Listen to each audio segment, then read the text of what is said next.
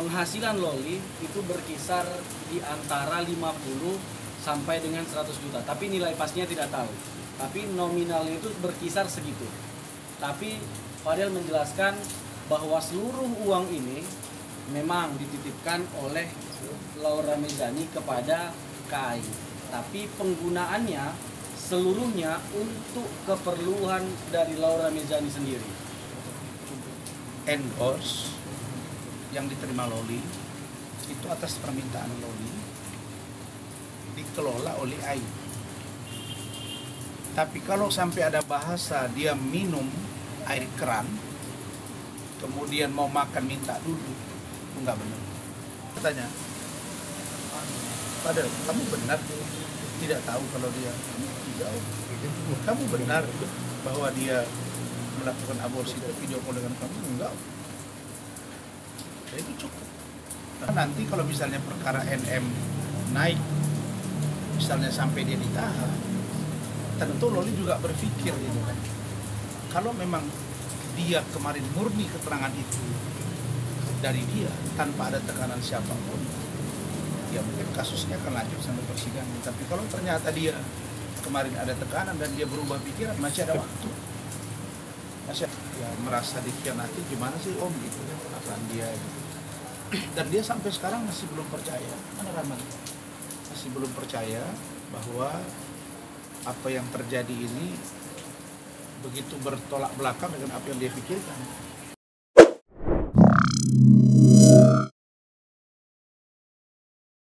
Berteman ya dengan klien kami, saudara Fadel Fajar Bajidin, dan pertemuan itu lebih kurang 30 menit ya. Saya minta secara khusus ke Bu Kani untuk bisa bertemu beliau karena saya baru nyampe dari Medan dan baru ada urusan di Bareskrim. Jadi tadi Fadel kondisinya sehat dan dia pakai peci ya warna putih, dan kalimat pertama yang dia sampaikan, oh saya sekarang lebih tenang ya, mungkin kalau dulu Fadel dance kemudian mungkin kadang-kadang lupa sholat, sekarang Fadel sudah lebih dekat ke Tuhan, sudah lebih dengerin dong, sudah lebih menerima kira-kira legowo, walaupun Fadel tidak melakukannya. Kemudian dia bertanya bagaimana perkembangan Loli. Dia kan nggak pegang handphone ya, jadi saya sampaikan ya Loli sekarang ya bisa dibilang tapi kalau melihat perkembangan ibunya saat ini yang sudah jadi tersangka di kasus yang berat, yang menurut saya yakin beliau juga sekarang posisinya dalam keadaan dia paling tidak mengkhawatirkan lah bagaimana nasib dia kalau ke depannya ibunya misalnya atau Aminah ditahan gitu ya. Nah, lalu kemudian dia bilang, oh begitu ya, oh iya. Terus pacarnya gimana? Saya bilang, saya melihat sepertinya dia punya kecenderungan. Terus boleh nggak Om saya lihat? Oh saya nggak pegang HP-nya dan saya kira udah kamu lupakan aja. Udah Om saya nggak mau ingat itu lagi karena memang yang saya rasakan sekarang benar-benar ya merasa dikhianati, gimana sih Om gitu ya perasaan dia gitu. Dan dia sampai sekarang masih belum percaya, mana Rahman? Masih belum percaya bahwa apa yang terjadi ini begitu bertolak belakang dengan apa yang dia pikirkan. Saya juga bilang, saya juga sebenarnya kalau ditanya kecewa juga dengan Loli. Kenapa Loli di awal begitu konsisten, begitu fighter, dan belakangan malah berubah keterangan sehingga akhirnya Fadel ditahan. Kemudian tentang rencana membuat laporan terhadap Loli, beliau prinsipnya setuju, tetapi Fadel minta dikomunikasikan kembali kepada keluarga, terutama kepada orang tuanya, yaitu Pak Umar, kakaknya Martin, dan bahkan ibunya. Nah, jadi hasil pertemuan saya nanti, saya akan sampaikan ini kepada Martin, karena Martin yang selalu komunikasi dengan kami, dan seperti apa langkah hukum berikutnya, ya kita akan dalami, kita akan pelajari, dan insya Allah kita akan ambil langkah yang baik dan konkret terhadap Loli. Jadi pesan dari Fadel tadi, Om, tetap bantu saya, dan juga ada Rahmat tadi datang, kemudian kita support dia, dan dia bilang saya sekarang lebih dekat dengan Tuhan. Terus saya tanya, gimana keadaan kamu di dalam, berapa orang teman kamu? Dia bilang kami ada 6 orang, semua baik-baik aja Om.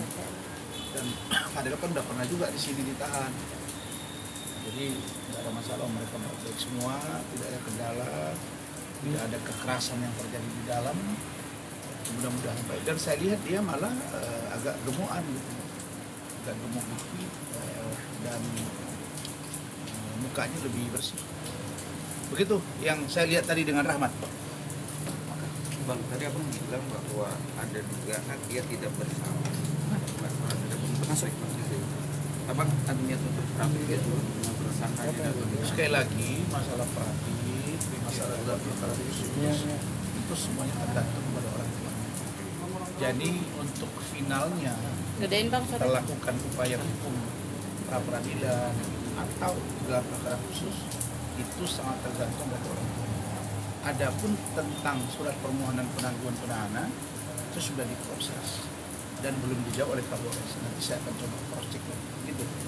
Fadel sekarang benci banget sama Loli Bang. Gimana perasaannya? Saya justru apa ya, terharu Fadel itu menyatakan tidak benci kepada Loli. Saya justru terharu. Kamu benci enggak? Ya sudahlah, kalau dia memang itu yang terbaik, kecewa ya kecewa, tapi tidak benci. Dia kata dia tidak benci. Berarti nggak ada dendam ya Bang? Merasa dianatin nggak Bang? Itu pasti. Dia merasa dikhianati. Dan tapi itu tadi pertanyaan dia dengan pertanyaan saya itu muncul. Apakah ini benar datang dari dirinya atau apa? Karena nanti kalau misalnya perkara NM naik, misalnya sampai dia ditahan, tentu Loli juga berpikir gitu kan. Kalau memang dia kemarin murni keterangan itu dari dia tanpa ada tekanan siapapun, ya mungkin kasusnya akan lanjut sampai persidangan. Tapi kalau ternyata dia kemarin ada tekanan dan dia berubah pikiran, masih ada waktu. Masih ada waktu sebelum P21. Bang, tapi gimana perasaan Fadel yang dengar Nikita jadi tersangka? Mungkin apakah ada perasaan Dia sudah atau tahu, gimana? biasa saja. Biasanya kan dia itu kan orangnya represif juga. Sudah dengar, oh ya om, ya om. Dia termasuk menurut saya ya anak-anak, tapi memang kalau tidak cocok dia agak marah. Tadi enggak. Oh ya om, aku udah tahu, kamu udah tahu sudah om. Pendapat info, pendapat dari teman-teman atau apa, ya dia bilang berapa lama hukumannya itu si NL 20 tahun ancamannya. Terus saya berapa saya bilang saya kan nggak mungkin ngomong berbohong kan. Kalau dugaan kekerasan seksual di bawah itu 15 tahun, kalau aborsi itu 4 tahun, akumulasi 19, dan memang berat. Tapi dalam persoalan ini bisa jadi kalau sampai saya tanya, Padahal kamu benar tidak tahu kalau dia tidak, kamu benar bahwa dia melakukan aborsi itu video call dengan kamu enggak, jadi itu cukup. Nah, jadi tergantung dengan Pak Umar, Martin, Bintang. Kalau dia tergantung keluarganya, lapor ya lapor, enggak, dan dia terima, tapi bukan berarti dia mengaku salah. Dan dia nggak stres, kan saya bisa lihat ini stresnya juga. Dia nyaman aja. Tadi ketemu sama Bu Ade, ketemu sama anak saya Dokter Anggi, kakak saya sama Rahmat juga, sama Rahmat Rizky sama Wafi ya. Mana mereka? Mat, sini Mat. Sini Mat, sini Mat. Wafi, sini. Bang Osman sebagai Sini Mat. Bang, artinya Fadil sendiri meragukan kesaksiannya Loli gitu. Bukan meragukan, memang dia mengatakan bahwa apa yang disampaikan Loli itu tidak benar. Bukan meragukan kan, tidak benar. Iya. Ya nanti dibuktikan di persidangan. Ini sebetulnya begini ya. Akibat kasus Fadel melebar kemana-mana. Iya kan? Contoh, berseteru dengan saya, akhirnya berseteru dengan Fitri Salhuteru, akhirnya berseteru dengan Reza Gladys, berseteru dengan si Sheila Saukia. Nah, baru kemudian geng-gengan orang ini. Nah, dia dengan Dokter Okinya misalnya ya, diduga ya, dia juga dengan si doktifnya misalnya. Jadi saya dengan dia ribut kemana-mana. Ujung-ujungnya ini tersangka, terus kasus menunggu. Ya babak belur lah, kalau menurut saya babak belur. Jadi ini bukan sesuatu yang baik. Ini harus, menurut saya ya harus dicermati dengan baik, harus dipahami betul, sehingga nanti ketika kasus ini melebar, ini nggak bisa dianggap enteng. Begitu. Bang Osman sebagai kuasa hukum keluarga Bajinya ini terkait adanya dana uang Laura yang ke rumahnya Pak Umar dan keluarga ini gimana Bang? Karena kan kemarin Pak Umar kesini juga bilang akan diserahin ke Abang gitu Bang. Maksudnya? Ya soal katanya ada aliran dana uang Laura yang masuk ke rumahnya Loli, makanya NM ini kan memurubukan gitu. Ada uang masuk ya? Iya. Nah, kalau uang masuk, gini. Kalau ada uang endorse yang diterima Loli itu atas permintaan Loli dikelola oleh AI. Tapi kalau sampai ada bahasa dia minum air keran kemudian mau makan minta dulu, itu nggak benar. Nah, penjelasan itu sangat utuh dan runut. Tadi Rahmat dengar kok tadi penjelasan. Jelasin aja Mak. Tadi si Fadel bercerita tentang uang yang masuk ke AI, kemudian penggunaan uang itu untuk apa, sampai mereka beli pergi ke mall belanja sekian juta terus beli baju pada nggak pikir gitu. Silakan Mas. Tadi sempat juga diskusi terkait dengan dana-dana itu karena memang informasi yang kita dapat dan ini juga sudah disampaikan oleh MM dan beberapa koleganya yang menyatakan akan melaporkan keluarga dari Bapak Umar, termasuk Bang Martin, KAI, dan juga Pak Umar sendiri terkait dengan penggunaan dananya. Nah kemudian tadi kami sudah tanyakan kepada Pak Del, selama Laura Mezani bersama dengan keluarga Fadel, ada berapa sih sebenarnya total uang yang pernah, ada berapa sih sebenarnya uang yang pernah diterima kan begitu kan? Kalau Fadel tadi menyatakan bahwa penghasilan Loli itu berkisar di antara 50 sampai dengan 100 juta, tapi nilai pastinya tidak tahu. Tapi nominalnya itu berkisar segitu. Tapi Fadel menjelaskan bahwa seluruh uang ini memang dititipkan oleh Laura Mezani kepada KAI. Tapi penggunaannya seluruhnya untuk keperluan dari Laura Mezani sendiri. Tadi Fadel bercerita, keperluannya apa aja sih? Saya tanyakan gitu. Keperluannya pertama terkait dengan biaya hidup dia, biaya makan dan sebagainya. Kemudian yang kedua, biaya apartemen. Yang ketiga, biaya perawatan diri, biaya untuk membeli skincare. Tadi Fadel menyatakan bahwa LM ini yang termasuk skincare-nya sangat mahal. Bahkan dalam beberapa kesempatan keluarga dari Fadel, KAI juga pada khususnya sering menyatakan untuk jangan terlalu boros terhadap uang, kan begitu. Dan kemudian kerap juga LM berbelanja ke mall, dan di mall itu kalau belanja juga tidak sedikit, sampai dengan 8 juta, 10 juta begitu. Artinya memang kebutuhan-kebutuhan itu untuk LM sendiri. Tapi poin terpentingnya adalah kenapa uang ini sampai dititipkan kepada KAI itu memang atas permintaan LM sendiri. Begitu dia poinnya. Tadi Fadel yang menjelaskan. Bang, untuk jangka waktu berapa lama itu dia hidup? Yang mana? Oh, itu kan dititipkan gitu kan. Ya. Untuk berapa lama saya pikir teman-teman semua tahu. Jadi Laura Mezani itu sampai ke Indonesia kan bulan Maret. Kemudian baru diambil oleh orang tuanya sekitar bulan September. Artinya ada sekitar rentang 7 bulan atau 8 bulan.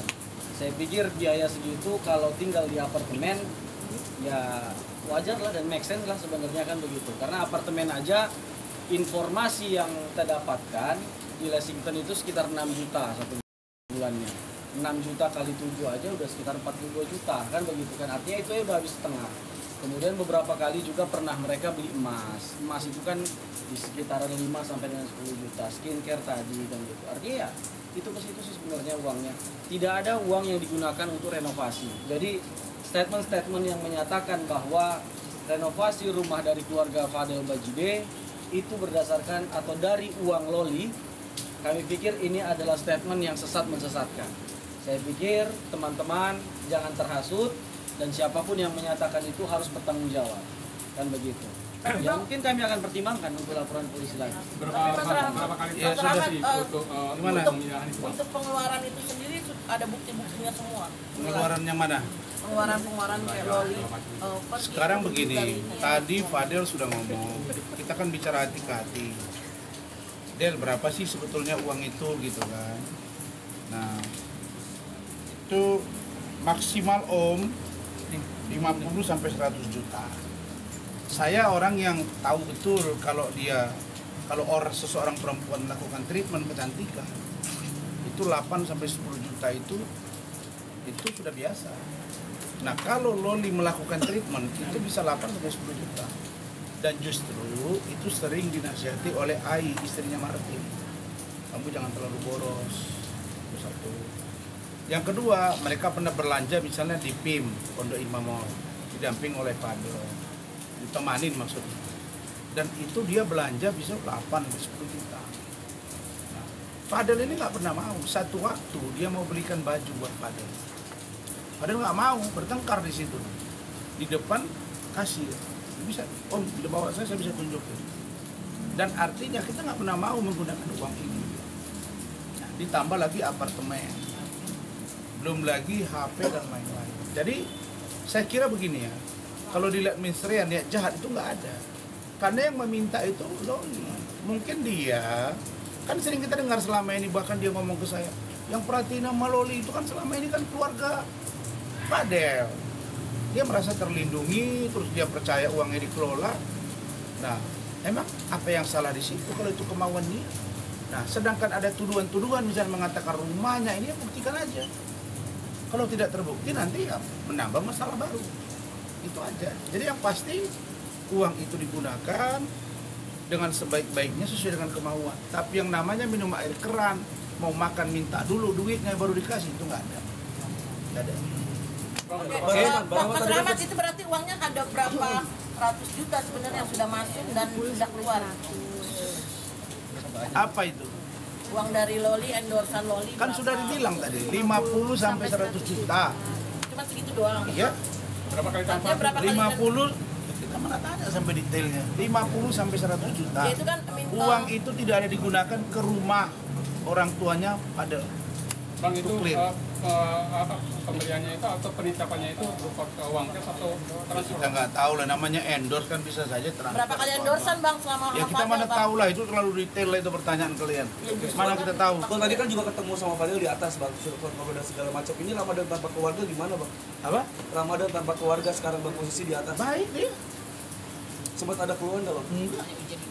Malah dia bilang saya lebih taat sholat, mungkin selama ini Fadil dia lupa, kena dancer, mungkin agak amarah. Sekarang saya tenang om. Saya lihat dia agak muka lebih bersih dan dia agak gemukan. Saya kira dia udah nerima dalam pengertian bahwa dia sudah menjalani tahanan ini dan kemudian dia merasa bahwa Loli sudah begitu ke dia, sudah. Nah, tetapi kalau dibilang kecewa, ya dia kecewa, pasti kecewa. Tapi apakah dia sakit hati sampai mendendam? Nggak ada. Nggak ada. Dan saya sebenarnya ini juga ya, appreciate juga dengan keluarga Pak Umar ini. Mereka sepertinya tidak berniat untuk mendendam, menghancurkan Loli, nggak begitu. Cuma ya laporan kalau memang menambah, karena gini ya, tidak saja dilaporkan terkait dengan persetubuhan anak di bawah umur, tapi juga aborsi. Ini yang nggak nyambung gitu loh. Yang nyambung aborsi kan perempuan. Tadi saya tanya Bu Kanit, mananya Bu Kanit? Ya kan diduga turut serta dan atau menyuruh atau mengetahui. Nah, dia mengatakan tidak. Ya kalau tidak ya laporan polisi supaya Loli juga mempertanggungjawabkan keterangannya. Dan ingat Ananda Luki, tolong kamu juga berkata jujur sebelum P21. Karena kalau ini kami laporkan, tindakan hukumnya juga jalan. Saya hanya menasihati aja. Begitu, cukup ya. Bang, izin Bang.